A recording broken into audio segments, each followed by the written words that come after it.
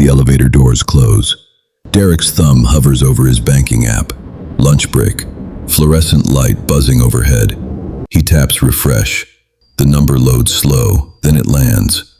$100,412. His stomach drops. Not from fear, from something bigger. He reads it again. 6 figures. His 6 figures. The elevator dings. Doors open. He doesn't move. For 3 years, this number lived in a spreadsheet, in his head, in every no he told himself at restaurants and car dealerships. Now it's real. And in exactly 11 seconds, Derek is going to make a decision that most people never even realize they're making.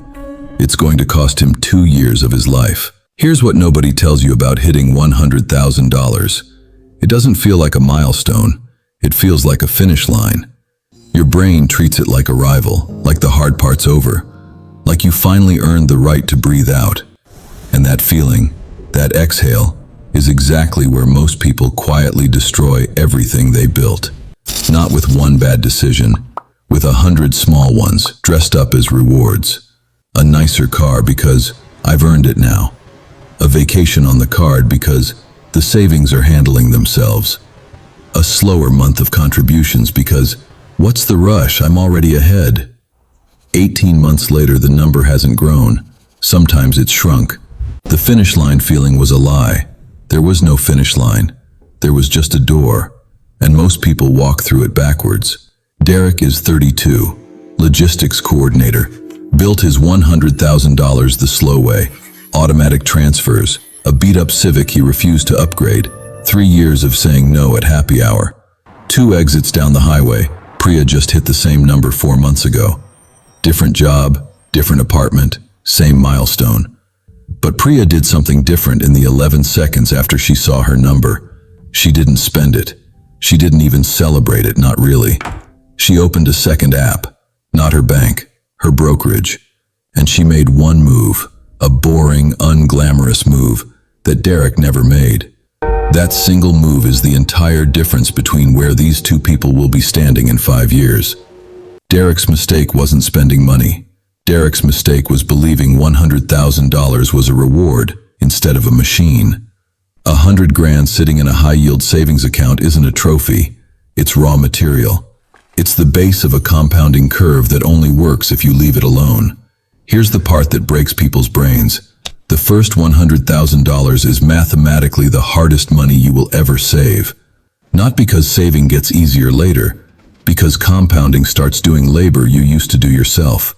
At $100,000 growing at a conservative 7%, the market hands you roughly $7,000 a year without you lifting a finger.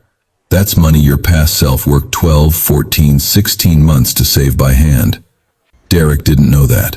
So when he pulled $18,000 out for a truck down payment, he wasn't spending $18,000. He was firing his hardest working employee. Priya's first move was simple. She didn't touch it. Not the whole balance, not even most of it. She drew a line, mentally then literally in a separate account, around the base she'd already built.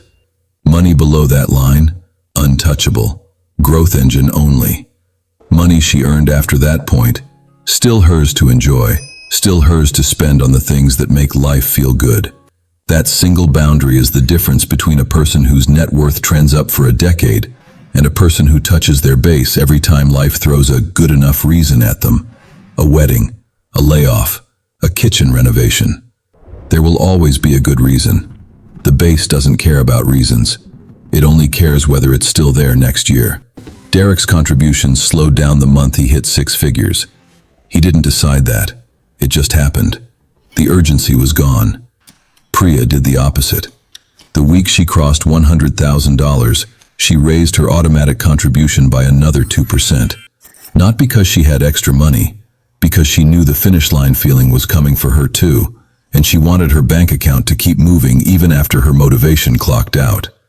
This is the part most people skip. They think discipline is a feeling you maintain. It isn't. Discipline is a system you build once, on a day when you still have willpower, so it can run on the days you don't. Priya's future self never has to decide to save. The decision already happened, months ago. In 11 seconds she barely remembers. Here's the quiet shift nobody talks about. Below $100,000, you are a saver. Above it, if you play it right, you become an investor. Those are two different identities. A saver protects small amounts through effort. An investor lets large amounts protect themselves through time. Derek never made that shift. In his head, he was still the guy squeezing pennies out of a paycheck. So the first time he saw a number that felt big enough, his saver brain declared victory and stopped playing. Priya made the shift on purpose. She stopped asking, "How much can I save this month?" and started asking, "How do I make sure this base never shrinks?" Same amount of money, completely different set of decisions that follow from it. Here's the number that should be taught in every high school in this country. Going from $0 to $100,000 takes most people on average close to 10 years of consistent saving. Going from $100,000 to $200,000, the exact same distance, takes less than half that time. Not because people suddenly start earning more, because compounding is finally pulling its own weight. Derek pulled $18,000 out at month 1. He didn't just lose $18,000. He pushed his $200,000 milestone back by almost 3 years. Priya left hers untouched and automated the rest. Her second $100,000 arrived in 4 years and 2 months. Same starting number, same market. A 5-year gap between them created entirely in 11 seconds neither one thought twice about. 2 years later, Derek sits in the same Civic, because the truck payment made the Civic impossible to sell without a loss. He still checks his balance sometimes. It hovers around $94,000, close enough to the number that started this, far enough that it stings. Priya doesn't check hers as often anymore. She doesn't need to. She built a system that checks itself. Her balance crossed $190,000 last week. She didn't celebrate that one either, because she's already learned the thing Derek is only starting to understand. The moment you hit the number was never the finish line. It was the first time the machine was finally big enough to start working for you. Derek didn't lose his money because he was careless. He lost 2 years of it because for 11 seconds, he mistook a beginning for an ending. Your first $100,000 doesn't ask you to celebrate. It asks you to get out of its way.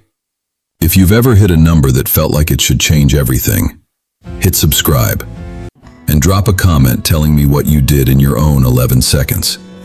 Did you protect it, or did you reward yourself first?